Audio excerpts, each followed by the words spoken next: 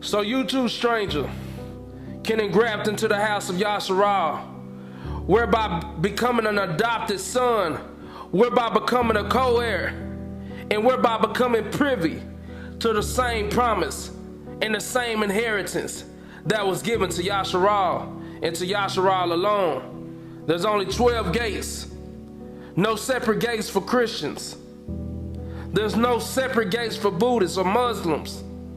There's no separate gates for Baptist churches or non-denominations or Seventh-day Adventists or Assemblies of Gods, neither Jehovah's Witnesses or Methodists. None for you Mormons.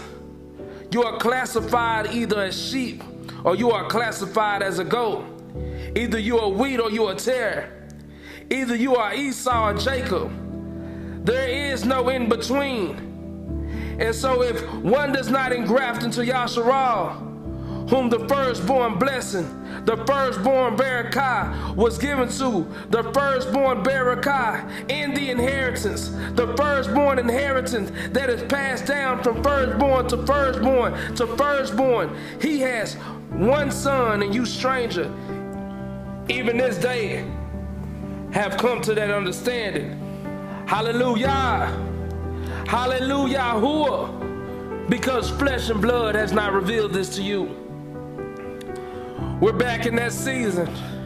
Many of us who are walking in truth, we despise this season. We just loathe it. We despise going out into society and seeing all the pagan decorations, paying homage to this season. Absolutely can't wait until it passes. Nevertheless, we are here. We in that season again. I have a question for you on this day, and that question is, what does Christmas, Saturnalia, and Santa all have in common? What does Christmas, Saturnalia, and Santa all have in common? Many of you may be surprised that Christmas and Saturnalia are one and the same. They're synonymous. They are the same.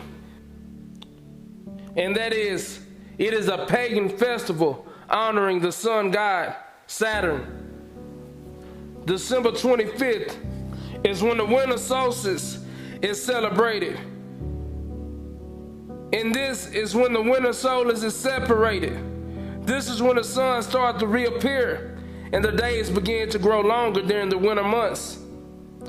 After it has been somewhat hidden because of the winter months, here during the winter solstice, it then reappears.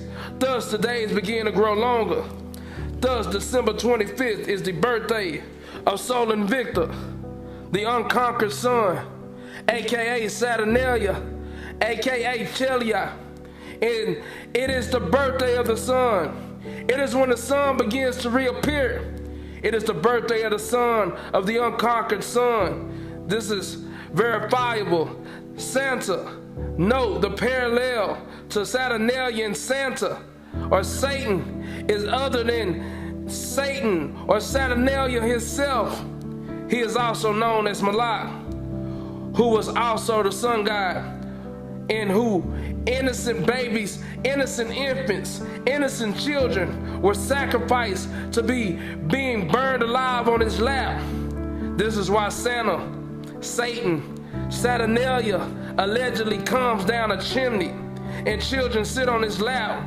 There's nothing new under the sun. Jesus, or the son of Zeus, and or the resurrected Nimrod, born on December 25th, white blue-eyed Jesus, that you Christians worship, whom that painting of him, the description of him, is actually a homosexual by the name of Caesar Borgia. Research this. Study to show yourself approved. Don't take my word for it. Nevertheless, December 25th, the birthday of Jesus. So, our Hamashiach was born on Shabu'u, other words known as Pentecost, or the Feast of Weeks. He was not born on December 25th. That's the birthday of the sun. That's the birthday of the unconquered son. Yahusha was born 6 months after Yahuchanan, the immerser. You can trace his birth. There's evidence. We don't have to initiate conjecture. Yahusha was born 6 months after Yahuchanan, the immerser. Nevertheless, the false worship of Nimrod, the false Christmas custom began with Nimrod. It began with Nimrod. Many of you understand this. Those of you who do not, here's a quick sketch. After the flood, after Yahuwah had cleansed the earth and cleansed the arrests of all wickedness and cleansed the earth of all evil and all evil man, after the flood, post-flood, Nimrod, who was a Nephilim, was the first on the arrest to begin rebelling against Yahuwah. Even his name alludes to rebellion. He was the first one to rebel against Yahuwah. Post-flood, he was the one to reinstitute idolatry into the earth after the flood. There was no more idolatry. Yah had destroyed it all.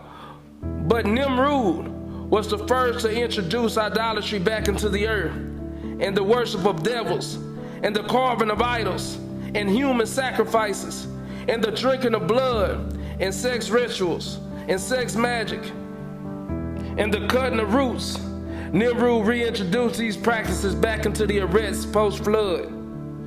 Nimrod was a Nephilim. He was a Nephilim, meaning that he had the DNA of fallen ones coursing through his veins, meaning that he had demonic powers. They began to worship Nimrod as a mighty one. In fact, they began to worship him as the sun. As the sun, his wife, Semiramis, whom he found in a whorehouse, was a witch. She was a witch, was educated in astrology and divination, and she was a witch. She also had demonic powers, and she was also a mighty one, where she was worshipped also as a sun goddess, and she was also worshipped as a moon, and she was also worshipped as a fertility goddess.